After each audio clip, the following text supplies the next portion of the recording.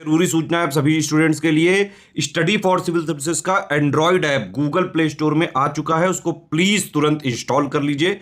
और अगर आप स्टडी फॉर सिविल सर्विसेज के सिर्फ ऐप से कोई भी कोर्स, कोई भी पीडीएफ परचेज करते हैं तो उसमें अप्लाई कूपन, अगर आप ज्ञान सर जो है आप उसमें अप्लाई करते हैं, ये कूपन कोड है, तो उसमें 20% फीस तुरंत माफ हो जाएगी। मतलब 20% डिस्काउंट तुरंत उसमें लग जाएगा।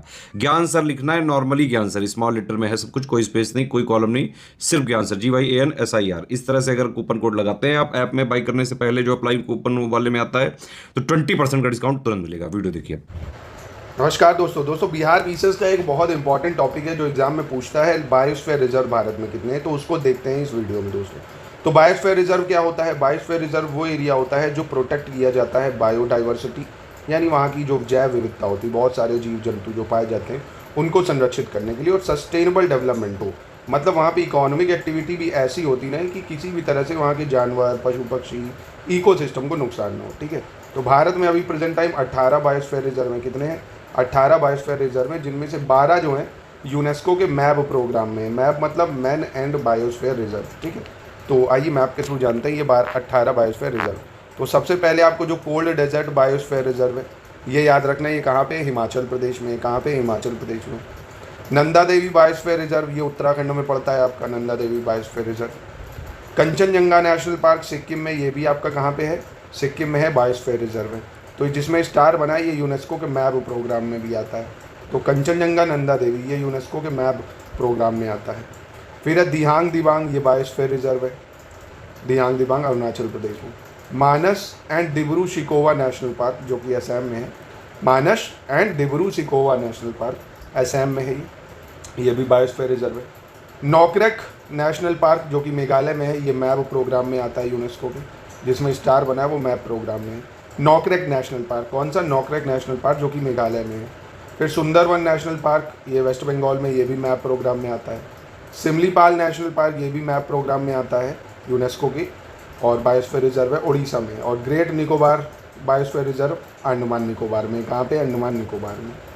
अब अगर हम लोग छत्तीसगढ़ और MP के बॉर्डर पे बात करें तो यहाँ पे पड़ता है अचना कामर या अमरकंटक बायोस्फीयर रिजर्व। ठीक है, अचना कामर, अमरकंटक बायोस्फीयर रिजर्व, ये भी यूनेस्को के मैप प्रोग्राम में आता है, जो कि MP और छत्तीसगढ़ में पड़ता है। गुजरात में famous great run of Kutch biosphere reserve है। MP के दो और बायोस्फीयर रिजर्व है, पन्ना नेशनल पार्क और पंचमढ़ी नेशनल पार्क। MP में कौन से?